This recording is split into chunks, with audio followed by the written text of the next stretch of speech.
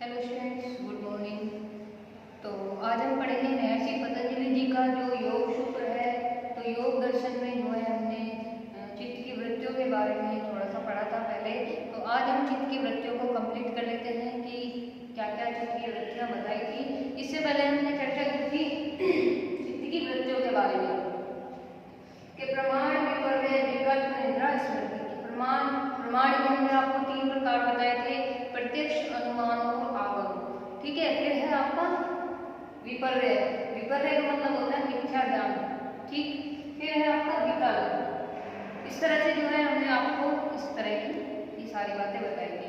तो आज हम चलेंगे निद्रा के बारे में, जो हमारी फोर्थ हमारी निद्रा वृत्ति है।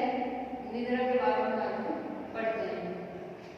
तो निद्रा के बारे में कहा है उन्होंने कि अभाव प्रत्यालंबना वृत्ति निद्रा।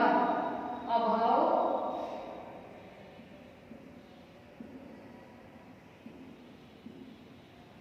प्रत्यालंबना, ठीक है, अभाव प्रत्यालंबना वृत्ति निद्रा। इस तरह से जो है पतंजलि जी ने सूत्र बताया कि अभाव प्रत्यालंबना वृत्ति निद्रा, अर्थात जिस समय मनुष्य को किसी भी विषय का ज्ञान नहीं रहता है, अर्थात जिस समय व्यक्ति को या मनुष्य को किसी भी विषय का ज्ञान नहीं रहता है और केवल मात्र ज्ञान के अभाव की ही प्रतीति रहती है, वह ज्ञान के अभाव का ज्ञान, मतलब ज्ञान के अभाव का ज्ञान जिस चित्त वृत्ति से आश्रित रहता है वह निद्रा वृत्ति कहलाती है। अब जैसे कि उदाहरण के तौर पे आप देख लेते हैं कि निद्रा भी जो है चित्त की वृत्ति विशेष है, ये विशेष में आती है निद्रा भी। तो तभी जो है जैसे कि आपने कभी गहरी निद्रा ली हो और सुबह उठकर कहो कि आज तो मुझे जो है इतनी गहरी नींद आई थी कि मुझे कुछ भी होश नहीं था, तो कि आज मुझे कुछ भी होश नहीं था और जिस किसी बात की कोई खबर ही नहीं थी, तो ये होती है हमारी निद्रा। अब क्या होता है कि इसी निद्रा में अगर आपको कुछ ऐसी बातें होती हैं कि आप जब सोकर उठते हैं तो आप एकदम फ्रेश हो गए, तो आप जो है अपने आने वाले कार्य को ठीक प्रकार से कर पाएंगे। और अगर आपको रात में नींद नहीं आएगी अच्छी, सुबह उठकर आप ये कहते हैं कि आज नींद नहीं आई है, पूरी रात परेशान रही, तो क्या होता है कि आपका ना उससे अगला दिन भी जो है खराब हो जाता है। जो आप अगले दिन की जो प्रक्रिया बना के चलते हैं, जो आप प्लानिंग करते हैं, तो उस प्लानिंग को आप पूरा नहीं कर पाते हैं। क्यों? इस खराब निद्रा के कारण। तो ये भी एक तरह से जो है हमारी वृत्ति के अंतर्गत आती है। क्यों? क्योंकि जब तक मनुष्य की निद्रा जो है सही तरह से नहीं होगी और वो सुबह एकदम फ्रेश होकर नहीं उठेगा, तो वो अपने आगे आने वाले दिन की जो दिनचर्या है उसको सही तरह से नहीं कर पाएगा। तो इसी तरह से इनमें से क्लिष्ट और अक्लिष्ट वृत्ति ये हो जाती है कि अगर आपको अच्छी नींद आती है और अगले दिन आप सुबह अच्छा महसूस करते हैं और अपने आने वाली जो दिनचर्या उसको सही तरीके से करते हैं, तो वो आपकी अक्लिष्ट वृत्ति हो जाती है।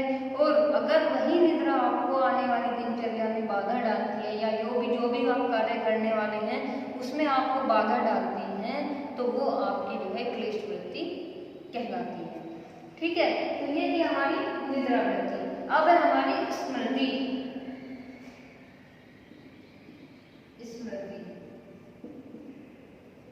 ठीक है।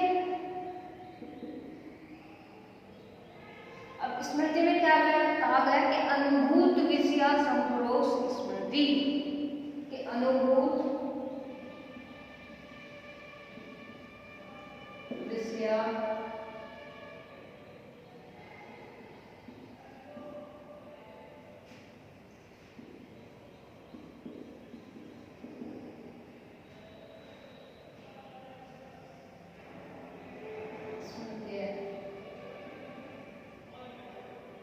ठीक है।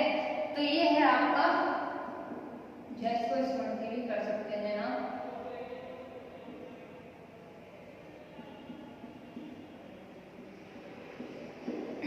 अनुभूत विषय संप्रोष स्मृति, अर्थात प्रमाण, विपर्य, विकल्प, निद्रा, इन 4 प्रकार की वृत्तियों द्वारा अनुभव में आए हुए विषयों के जो संस्कार चित्त में पड़े हुए हैं, जो आपकी ये 4 प्रकार की जो वृत्तियां हैं, प्रमाण, विपर्य, विकल्प, निद्रा, इन चारों के द्वारा जो आपने अनुभव महसूस किए हैं, उन अनुभव महसूस के द्वारा जो संस्कार आपके चित्त में पड़े हुए हैं, उनका पुनः जो है किसी निमित्त में पा करके स्फुरित हो जाना। मतलब कि कुछ ऐसे होते हैं कि जो एक तरह से आपकी याददाश्त होती है, प्रमाण में आपने कुछ आपकी ऐसी यादें हैं, अच्छी यादें हैं, और कुछ विपर्य, विकल्प और निद्रा में कुछ आपकी इतनी अच्छी यादें हैं कि जिनको आप सोच करके जो आपको याद आ जाती है तो आपका मन प्रफुल्लित हो जाता है, आप खुश हो जाते हैं, ठीक है। और कुछ ऐसी यादें होती हैं जिनको सोच करके जो है आपका मूड ऑफ हो जाता है या आपका दिन खराब हो जाता है। तो इसी तरह से जो है ये स्मृति हो जाती है, मतलब ये याद बन जाती है आपकी इन चारों के द्वारा, ठीक है। तो इसी तरह से जैसे ये आपकी जो स्मृति थी, अगर आपके योग मार्ग में बाधा डालती है तो आपकी एक स्मृति कहलाएगी, और अगर ये आपको योग मार्ग में आगे बढ़ने के लिए प्रेरित करती है, अग्रसर करती है, आपका उत्साह बढ़ाती है, तो ये आपकी ऐसी स्मृति कहलाती है, ठीक है। तो इसी तरह से जो है ये 5 वृत्तियों के बारे में जो है महर्षि पतंजलि जी ने बताया है, जिनका निरोध किस तरह से हम कर सकते हैं। अब ये 5 वृत्तियां हमारी हैं, प्रमाण, विपर्य, विकल्प, निद्रा, स्मृति। तो इन 5 जो वृत्तियां हैं, इन 5 वृत्तियों को हम किस तरह से दूर कर सकते हैं। इनको दूर करने के उपाय महर्षि पतंजलि जी ने बताए हैं, अभ्यास और वैराग्य। तो अभ्यास और वैराग्य के द्वारा जो है हम इन वृत्तियों को किस प्रकार जो है दूर कर सकते हैं। तो सबसे पहले जो है हम अभ्यास और वैराग्य के बारे में थोड़ा सा वैसे ही चर्चा कर लेते हैं कि ये क्या है। कि महर्षि पतंजलि जी जो है उन्होंने अपने पहले पाठ के दूसरे सूत्र में बताया है कि चित्त से वृत्ति निरोध है, ठीक है, कि चित्त की वृत्तियों का निरोध ही योग है। तो चित्त की जो वृत्तियां हैं इनको निरोध हम किस प्रकार कर पाएंगे, उनका सर्वथा निरोध करने के लिए जो है आपको अभ्यास की आवश्यकता पड़ेगी, ठीक है। अभ्यास और वैराग्य, ये 2 उपाय आपको ऐसे बताए गए हैं जिनके द्वारा जो है आप चित्त की वृत्तियों को दूर कर सकते हैं, ठीक है। क्योंकि आपको पता है कि आपका मन जो है, आपका चित्त जो है वो पहले से ही जो है चलायमान होता है, और मन की एक स्थिति नहीं होती है आज यहाँ है कल यहाँ होगा, या अभी कुछ ही क्षण में वो कहीं और जा सकता है। तो इसी को एक ध्येय में स्थिर करने के लिए जो है बारंबार प्रयत्न करते रहने का नाम ही अभ्यास है। मतलब कि अपने चित्त को एक जगह स्थिर करने के लिए, एक जगह रोकने के लिए जो है बार बार जो हम प्रयत्न करते रहते हैं, उसी को जो है अभ्यास कहते हैं, ठीक है। और विषयों के प्रति जो उसकी आसक्ति हो जाती है, उसका सर्वथा त्याग जो हो जाता है, मतलब जिस तरह से हम अभ्यास करते रहते हैं उनको दूर करने के लिए, चित्त की वृत्तियों को भौतिक चीजों में लिप्त ना होने देने के लिए, और भी बहुत सारे कार्य करते रहते हैं, प्रयत्न करते रहते हैं, तो वो तो कहलाता है अभ्यास। और उस अभ्यास के साथ ही जिस तरह से हम अभ्यास करते हैं अपने मन को एकाग्र करने के, तो क्या होता है कि जो हमारा मन है, हमारा चित्त है, वो एक ही जगह पर एकाग्र हो जाता है, और उसकी जो है विषय, जो ये भौतिक चीज होते हैं, सांसारिक विषयों के प्रति जो है आसक्ति हो जाती है, और उनके प्रति सर्वथा त्याग ही वैराग्य होता है। अकेले अभ्यास से या अकेले वैराग्य से चित्त की वृत्तियों का निरोध नहीं होगा। चित्त की वृत्तियों का निरोध संभव है ही नहीं अगर अकेले में आप अभ्यास करते हैं या वैराग्य करते हैं, इन दोनों को एक साथ लेके चलना पड़ता है, ठीक है। तो अभ्यास और वैराग्य ऐसे होते हैं जैसे एक सिक्के के 2 पहलू, ठीक है, या एक नदी के समान होते हैं जिसकी 2 धाराएं होती हैं। और क्या है कि एक पाप और एक पुण्य, तो दोनों दिशाओं में जो है धाराएं बहती है, एक पुण्य की साइड बहती है, एक पाप की साइड बहती है। तो इसी एक धारा जो है ये आपको संसार सागर की पार लगाती है, जो आपकी पुण्य वाली धारा होती है। तो ये क्या होती है कि आपको संसार सागर की से पार कराती है ये वाली धारा, और दूसरी जो है आपको कल्याण सागर की ओर लेती है, ठीक है। एक आपको संसार के पार करेगी, एक आपका कल्याण करेगी।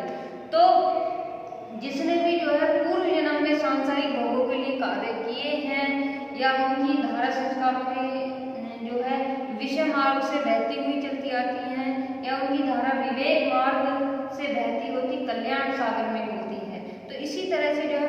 संसार में जो है सभी लोगों की प्रथम धारा बचपन से ही खुली रहती है।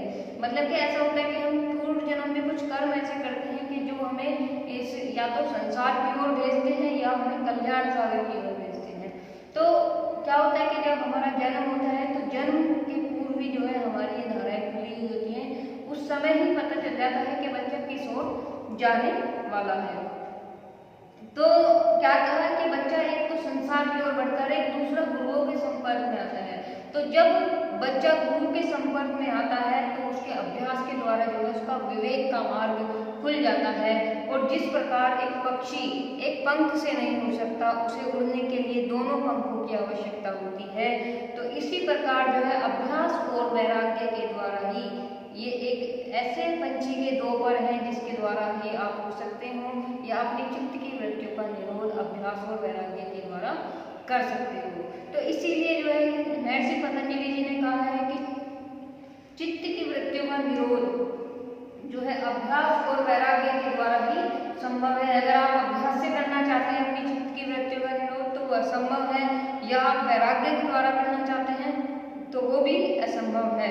तो इसलिए जो है गीता में भी जो है भगवान श्री कृष्ण ने ये कहा था कि मन को वश में करने के लिए और उसकी चंचलता को दूर करने के लिए अभ्यास और वैराग्य आवश्यक है। कि अभ्यासेन तो कौन्तेय वैराग्येन च गृह्यते, अर्थात निसंदेह जो मन की चंचलता है, मन की चंचलता को जो है कठिनता से जो है वश में करने के लिए है, वश में होने वाला है। ये बहुत ही जो मन है हमारा चंचल होता है तो इसको बहुत ही कठिन रूप से हम वश में कर पाते हैं, किंतु अभ्यास और वैराग्य के द्वारा इसको वश में करने के लिए जो है बहुत ही अच्छे उपाय इन्होंने बताए गए हैं।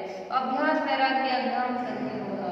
तो अभ्यास और वैराग्य ऐसे साधन हैं जो आपको चित्त की वृत्तियों का निरोध करने में आपकी मदद करते हैं और आपको संसार सागर से पार कल्याण की ओर लेकर जाते हैं। मतलब कि आपको जो आप सांसारिक मोह से जुड़े हुए हैं, भौतिक चीजों से जुड़े हैं, जो आप इन सभी विषयों में ग्रसित हैं, उन सबसे दूर करा करके जो है आपको मोक्ष के मार्ग पर जो है लेकर जाते हैं अभ्यास और वैराग्य। तो इसीलिए जो है अपने मन को कंट्रोल में करने के लिए, मन की चंचलता को दूर करने के लिए आपको अभ्यास और वैराग्य का निरंतर पालन करना चाहिए।